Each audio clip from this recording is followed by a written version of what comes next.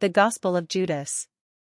Introduction. Point 33. This is the secret message of judgment Jesus spoke with Judas Iscariot over a period of 8 days, 3 days before he celebrated Passover. When he appeared on earth, he did signs and great wonders for the salvation of humanity. Some walked in the way of righteousness, but others walked in their transgression, so the 12 disciples were called. He started to tell them about the mysteries beyond the world and what would happen at the end. Often he didn't reveal himself to his disciples, but you'd find him in their midst as a child. Jesus criticizes the disciples. One day he was with his disciples in Judea. He found them sitting together practicing their piety. When he came up to his disciples 34 sitting together praying over the bread, he laughed. The disciples said to him, "Master, why are you laughing at our prayer? What have we done? This is what's right." He answered and said to them, "I'm not laughing at you. You're not doing this because you want to, but because through this your God will be praised." They said, "Master, you are the Son of our God."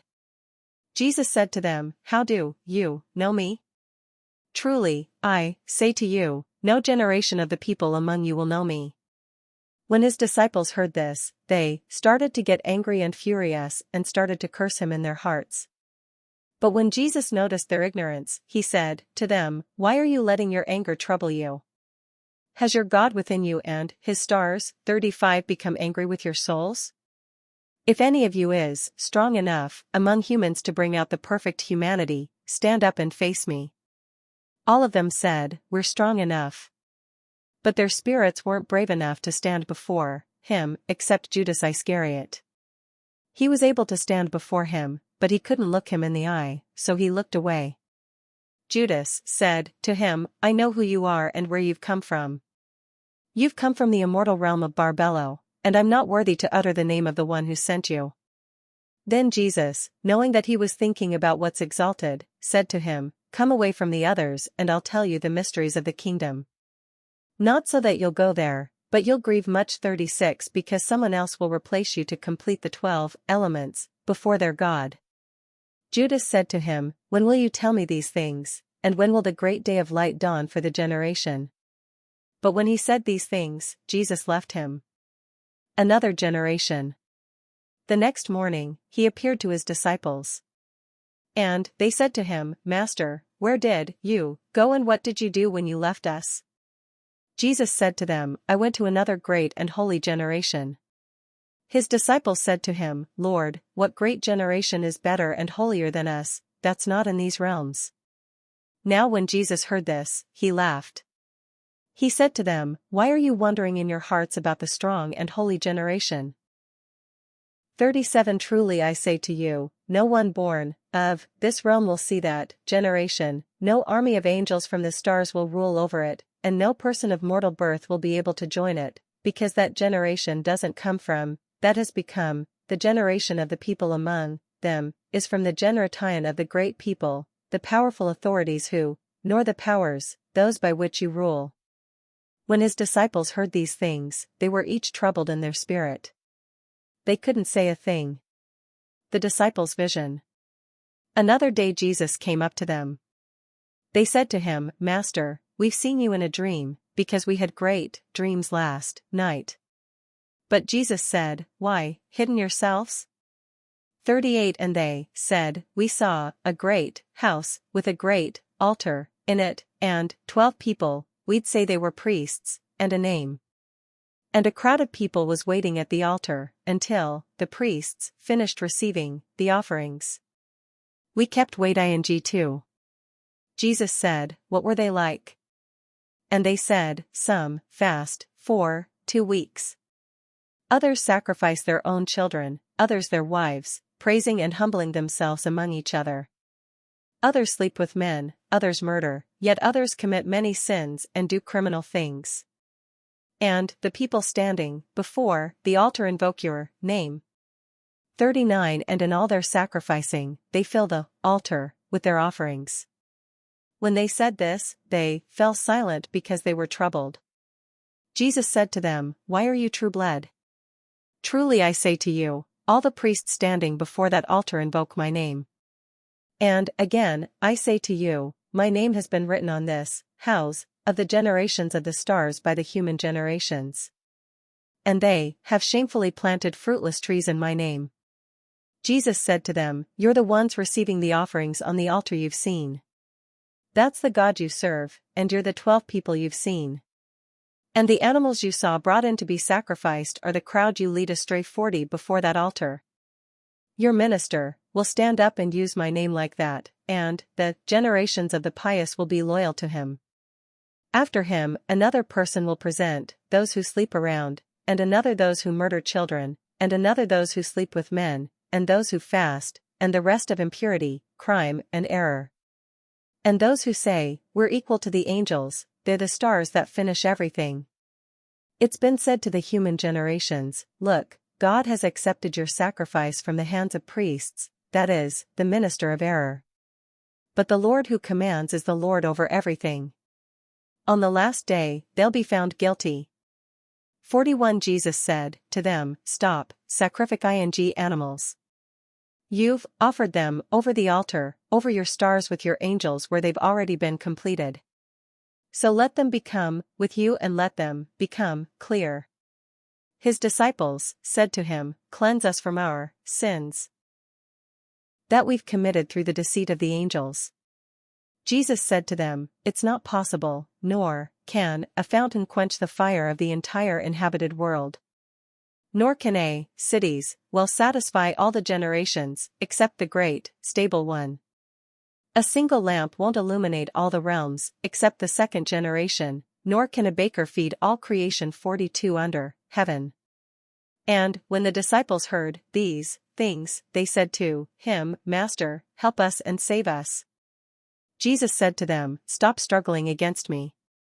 Each one of you has his own star, and, of the stars what belongs to it, I wasn't sent to the corruptible generation, but to the strong and incorruptible generation, because no enemy has ruled over that generation, nor any of the stars.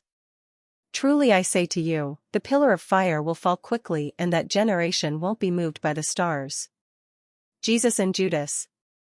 And when Jesus said these things, he left, taking Judas Iscariot with him.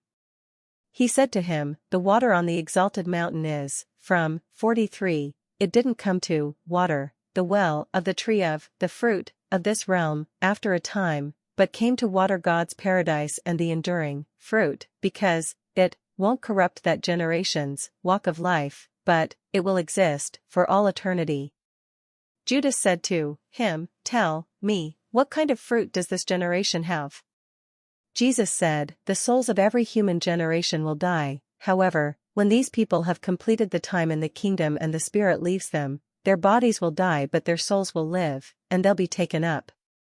Judas said, what will the rest of the human generations do? Jesus said, it's not possible 44 to sow on rock and harvest its fruit. In the same way, it's not possible to sow on the defiled race along with the perishable wisdom, and the hand which created mortal humans so that their souls may go up to the realms above. Truly, I say to you, no ruler, angel, or power will be able to see the places that this great, holy generation will see. When Jesus said this, he left. Judas said, Master, just as you've listened to all of them, now listen to me too, because I've seen a great vision. But Jesus laughed when he heard this. He said to him, why are you all worked up, you 13th demon? But speak up, and I'll bear with you. Judas said to him, in the vision, I saw myself. The 12 disciples are stoning me and 45 chasing me rapidly. And I also came to the place where I had followed you. I saw a house in this place, and my eyes couldn't measure its size. Great people surrounded it, and that house had a roof of greenery. In the middle of the house was a crowd. Master, take me in with these people. Jesus answered and said, your star has led you astray, Judas, and that no person of mortal birth is worthy to enter the house you've seen, because that place is reserved for those who are holy. Neither the sun nor the moon will rule there, nor the day, but those who are holy will always stand in the realm with the holy angels. Look, I've told you the mysteries of the kingdom 46, and I've taught you about the error of the stars and, sent, on high, over the 12 realms. Judas said, Master, surely my seed doesn't dominate the rulers, does it? Jesus answered and said to him, Come, let me tell you about the holy generation. Not so that you'll go there, but you'll grieve much when you see the kingdom and all its generation. When Judas heard this, he said to him, What good has it done me that you've separated me from that generation? Jesus answered and said, You'll become the 13th, and will be cursed by the other generations and will rule over them. In the last days they'll, to you and you won't go up 47 to the holy generation. Jesus reveals everything to Judas. Jesus said, Come, and I'll teach you about the mysteries that no human will see, because there exists a great and boundless realm whose horizons no angelic generation has seen, which is a great, invisible spirit, which no angelic eye has ever seen, no heart has ever comprehended, and it's never been called by any name. And a luminous cloud appeared there. And he, the Spirit, said, Let an angel come into being to attend me. And a great angel, the self-begotten, the God of the light, emerged from the cloud. And because of him, another 4 angels came into being from another cloud, and they attended the angelic self-begotten. And said 48 the self-begotten, Let a realm come into being, and it came into being, just as he said. And he created the first luminary to rule over it. And he said, Let angels come into being to serve it, and myriads, without number came into being. And he said, Let a luminous realm come into being, and it came into being. He created the second luminary to rule over it, along with myriads of angels without number to offer service. And that's how he created the rest of the realms of light. And he made them to be ruled, and created for them myriads of angels without number to assist them. And Adamus was in the first cloud of light that no angel could ever see among all those called God. 49 And Adamus begot Seth in that place after the image of, and after the likeness of, this angel. He made the incorruptible generation of Seth appear to the 12 androgynous luminaries. And then, he made 72 luminaries appear in the incorruptible generation according to the Spirit's will. Then the 72 luminaries themselves made 360 luminaries appear in the incorruptible generation according to the Spirit's will, so that there'd be 5 for each. And the 12 realms of the 12 luminaries make up their Father, with 6 heavens for each realm, so there are 72 heavens for the 72 luminaries, and for each one 50, of them 5 firmaments, for a total of 360 firmaments. They were given authority and a great army of angels without number for honor and service, along with virgin spirits, too, for the honor and service of all the realms and the heavens with their firmaments. Now the crowd of those immortals is called cosmos, that is, perishable, by the Father, and the 72 luminaries with the self-begotten and his 72 realms. That's where the first human appeared with his incorruptible powers. In the realm that appeared with his generation is the cloud of knowledge and the angel who's called 5-1, Eleleth. After these things, Eleleth said, Let 12 angels come into being, to rule over chaos and Hades. And look, from the cloud there appeared an angel, whose face flashed with fire, and whose likeness was defiled by blood. His name was Nebro, which means rebel. Others call him Yaldabaoth. And another angel, Soklas, came from the cloud too. So Nebro created 6 angels, and Soklas did too, to be assistants. They brought out 12 angels in the heavens, with each of them receiving a portion in the heavens. And the 12 rulers spoke with the 12 angels, Let each of you 52, and let them, generation, 5 angels. The first is Yoth, who's called the Good One. The second is Harmathoth, the Eye of Fire. The third is Galilee, the fourth is Yobel. The fifth is Adonaios. These are the 5 who ruled over Hades and are the first over chaos. Then Soklas said to his angels, Let's create a human being after the likeness and the image. And they fashioned Adam and his wife Eve, who in the cloud is called Life, because by this name all the generations seek him, and each of them calls her by their names. Now Soklas didn't 53 command, give birth, except, among the generations, which this, and the angel, said to him, Your life will last for a limited time, with your children. Then Judas said to Jesus, How long can a person live? Jesus said, Why are you amazed that the lifespans of Adam and his generation are limited in the place he's received his kingdom with his ruler? Judas said to Jesus, Does the human spirit die? Jesus said, This is how it is. God commanded Michael to loan spirits to people so that they might serve. Then the Great One commanded Gabriel to give spirits to the great generation with no king, the spirit along with the soul. So the rest of the soul's 54, light, the chaos, seek, the spirit within you which you've made to live in this flesh from the angelic generations. Then God caused knowledge to be brought to Adam and those with him, so that the kings of chaos and Hades might not rule over them. Then Judas said to Jesus, So what will those generations do? Jesus said, Truly I say to you, the stars complete all these things. When Socklus completes the time span that's been determined for him, their first star will appear with the generations, and they'll finish what's been said. Then they'll sleep around in my name, murder their children, 55 and, they'll, evil and, the realms, bringing the generations and presenting them to Socklus. And, after that, will bring the 12 tribes of Israel, from, and the generations, will all serve Socklus, sinning in my name. And your star will rule over the 13th realm. Then Jesus laughed. Judas said, Master, why are you laughing at me? Jesus answered, and said, I'm not laughing at you but at the error of the stars, because these 6 stars go astray with these 5 warriors, and they'll all be destroyed along with their creations. Then Judas said to Jesus, What will those do who've been baptized in your name? The betrayal. Jesus said, Truly I say to you, this baptism 56, which they've received in my name, will destroy the whole generation of the earthly Adam. Tomorrow they'll torture the one who bears me. Truly I say to you, no hand of a mortal human will fall upon me. Truly, I say to you, Judas, those who offer sacrifices to Socklus, everything that's evil. But you'll do more than all of them, because you'll sacrifice the human who bears me.